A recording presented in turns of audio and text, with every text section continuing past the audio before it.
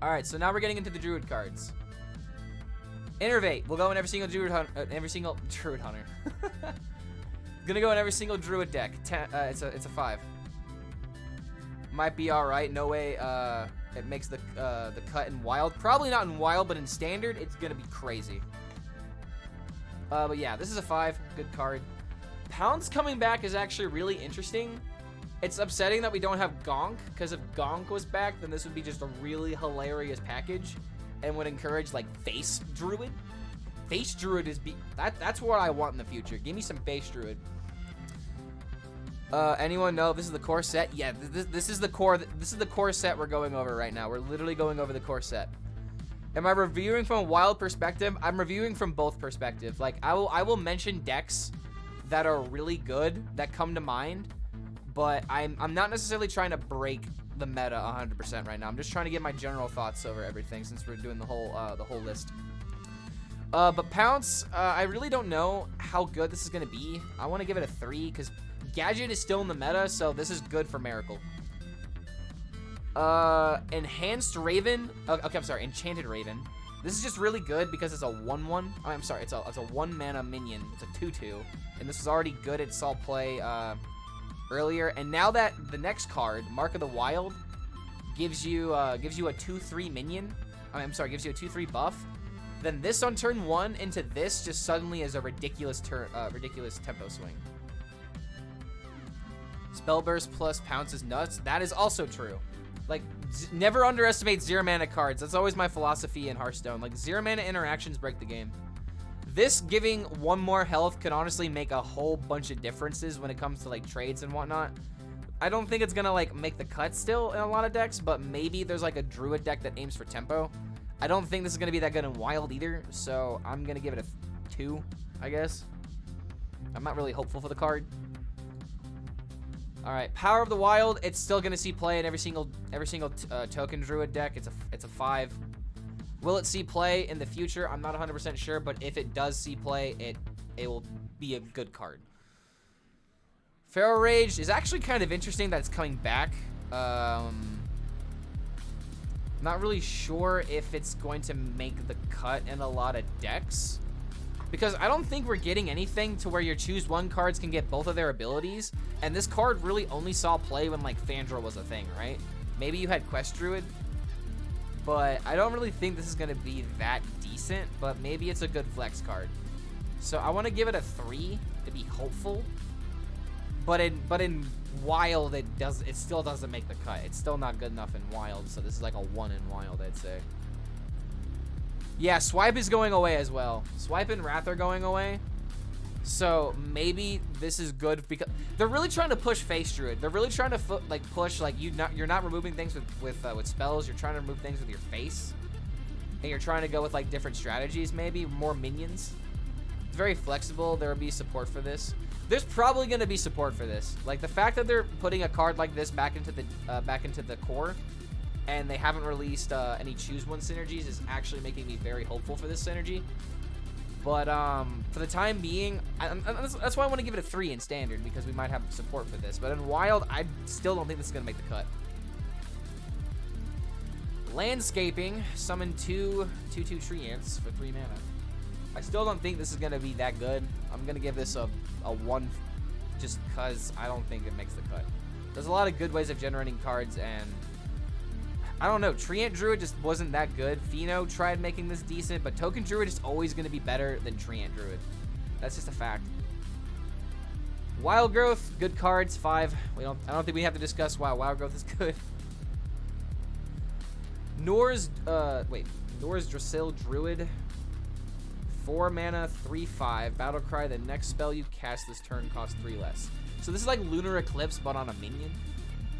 So you can play this into a... Actually, this is kind of better, because you get to develop board and play a spell, but you don't have Swipe, so that's Sag.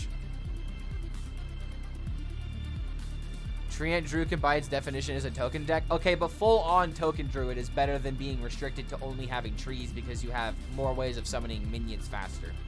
Like Gibberling, for example. And it doesn't synergize with those cards, in my opinion. Like, there's a difference between a token deck that plays Tree Ants and Goru. More tree, more good. Maybe if more people just played Goru, the Tree of Might, or whatever it's called, it'd be good. I've never opened that card, actually. But regardless, this card is probably pretty decent. The fact that it's a 4-mana 3/5, you know, pretty premium stat line. And it's got a decent ability on top of it. If Wrath was still a card, this would be definitely really good. Oh, Goru rotates? Okay, then yeah, my opinion of Treants just definitely went down even more. I'm sorry. But regardless, I want to give this card a 4 because I think that this is going to be really good for just like minion pressure. And if minion board, if minion centered games are really how we win Hearthstone in the next expansion, then this card is just probably going to see play because it helps you not only take over the board, but also probably do something to help your opponent get off the board. So the Forrest, it's good in token decks. I don't think we have to discuss this. Good card. 5. Alright, so here's another change to an old classic. Druid of the Claw is now a 5/4, and it can now transform into a 5/4 with Rush, or a 5/6 with Taunt. So essentially, they give it +1 attack. And honestly, I think that way is correct, but the big thing here is they're also getting rid of Rush off of Druid. I'm sorry, they're getting rid of Charge off of Druid of the Claw, which I honestly don't understand. They're getting rid of Savage Roar, so this with like Savage Roar isn't a thing anymore. But the biggest thing about this is that it transforms into a minion. So like even if you give it attack, it doesn't even matter. So like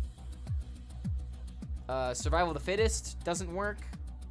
Really doesn't matter. Oh, Epic Duty. Okay, so I saw the redemption. I need you to classify what kind of funny accent would you like me to do.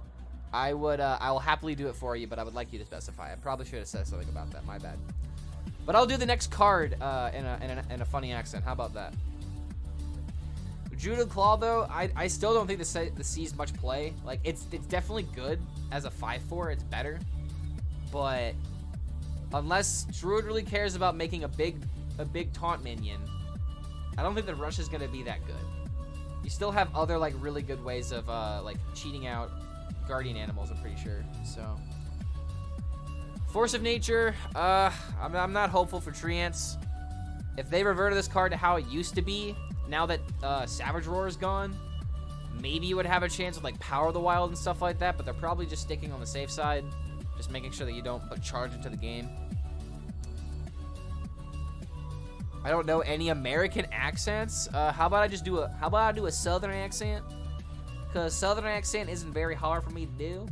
And I actually grew up around a lot of people that talk like this, and I don't feel like I'm being very cartoonish about it. I feel like I'm being very sincere. Very sincere about it. And I can tell you right now, Treants just don't see play because token minions just straight up better. My mama always say, why play a Treant deck when you can just play a token deck? And some of y'all might confuse that for the same thing, but that's like confusing what's like mashed corn with grits. It ain't the same thing. Okay, that was like I kind of got stereotypical for a second, but yeah, this card isn't gonna be good. I give it a 3. Maybe if token decks want to use this card, or if Treant decks want to use this card, it'll be good. So I give it a 3 for that reason. Y'all come back now, you hear? Come back and get some fried chicken. Okay, I'm actually really excited about this card. This might enable some pretty goofy OTKs. But they killed Boar. Goodbye, Boar. Or we'll miss you. But now that Boar is dead, essentially, you can't OTK with it, but just summoning another beast is always gonna be good. This with oh god, is Winged Guardian still gonna be in standard? I don't think it's gonna be in standard anymore. So that kind of limits that possibility. But this card coming back is still gonna be good. It's rotating? Okay, yeah. So Winged Guardian shenanigans aren't possible. Moonfang is pretty good. You also have this in just straight up Guardian Animal Druid. So if the minions stick, you play this and you get another Rush minion, because keyword is copy. So if you give it Rush, it'll have Rush. So I think this might see play in some kind of like greedy Guardian Animal Druid. But we also don't know it's being printed yet, so I still think it's going to be pretty ridiculous. Nourish, maybe if they give support to choose one cards, they'll have a reason to play this. I think Overflow is rotating, if I remember correctly. I honestly don't remember what expansion Overflow is in, but I feel like it's been around forever. So if that card is gone, then suddenly Druid needs more card draw, which might give us a reason to play this card again. Ninja Turtle, thank you so much for that follow, man. I always love me some Ninja Turtles. It's all Doom? Okay, so yeah, it's all out of here. It's definitely gone. So Overflow is gone, which means Nourish might see play because we need lots of reasons to play card draw.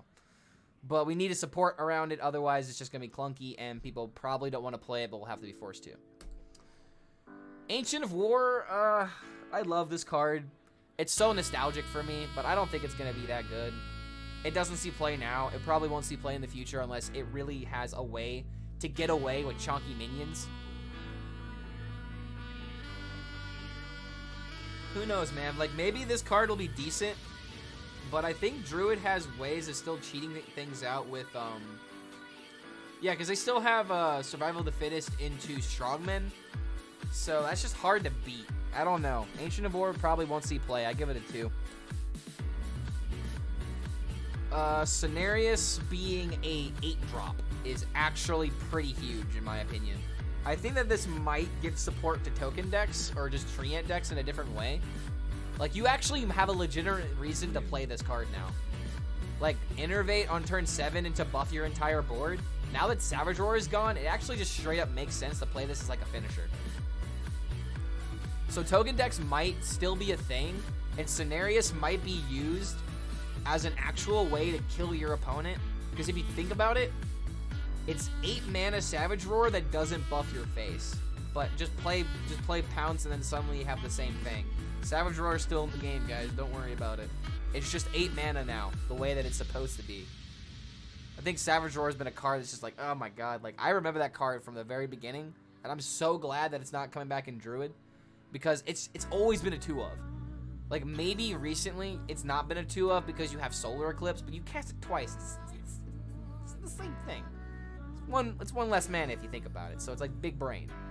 But whatever, this card, it'll see play. I think it's a 4, because if these kind of decks are good, it's gonna go in it. Because now that Savage Roar is gone, how do they kill you so quickly?